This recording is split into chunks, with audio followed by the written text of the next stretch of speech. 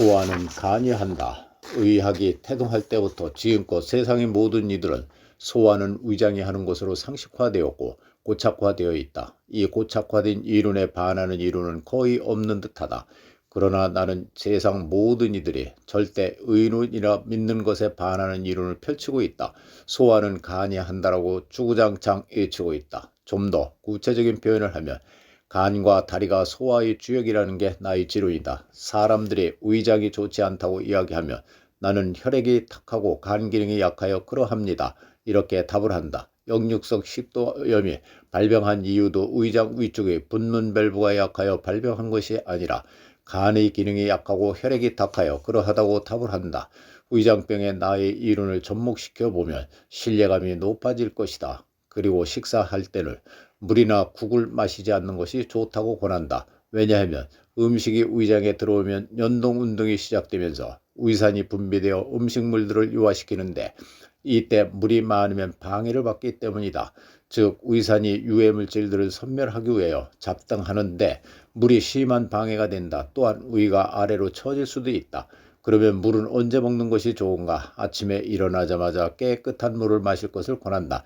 음식을 먹고 난 뒤에는 약 2시간이 지난 후에 물을 마실 것을 권한다. 식사하고 곧바로 물을 마시면 불이 타고 있는데 물을 부어 꺼버리는 현상이 되기 때문이다. 불이 타고 있는데 물을 부으면 모든 요리는 허사가 될 것이다. 오래전 베리마샬이라는 오스트리아 노얄퍼스 병원의 병리과 의사가 위궤양을 일으키는 원인은 위산과다와 신경성이 아니고 헬리코박터 이루리라는 벌레 바이러스가 일으킨다고 연구하여 발표하고 약 20년이 더 지나 그 공로를 인정받아 노벨 의학상을 수상하였다. 그러나 그 벌레가 왜 위장벽에 궤양을 일으키는지는 연구하지 않았다. 그리고 그 벌레를 섬멸하기 위하여 약이 개발되어 처방되고 있지만 위궤양은 완전히 치료되지 않고 있다. 이유는 무엇인가?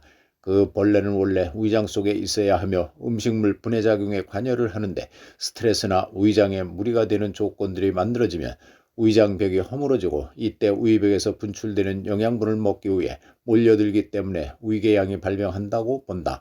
그러면 위장벽이 스스로 허물어지는 이유들은 무엇일까? 그것은 피로, 운동 부족, 간 기능 저하, 어혈, 잘못된 식생활, 스트레스 등등이 될 것이다. 내가 왜 소화는 위장이 아니라 간이 한다고 우기냐 하면 첫째, 위장이 움직일 수 있는 에너지는 간이 공급하기 때문이다.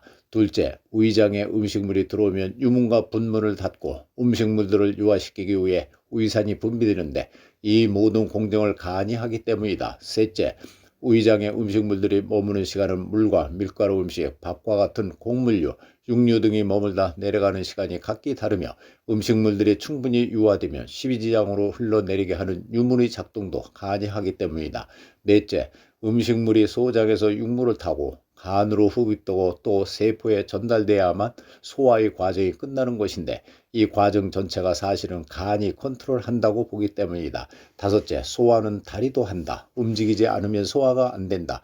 그래서 다리도 소화 기능과 밀접한 관계가 있으며 천하의 명약을 먹고 움직이지 않으면 그것이 장내에 오래 머물게 되고 변질되면 몸을 해치고 위험으로 몰고 간다. 자주 체하거나 마른 체형의 사람들은 간에서 담즙 분비가 원활치 않기 때문이다. 즉 담도가 정상치보다 좁아져 있거나 노폐물들이 있기 때문이다.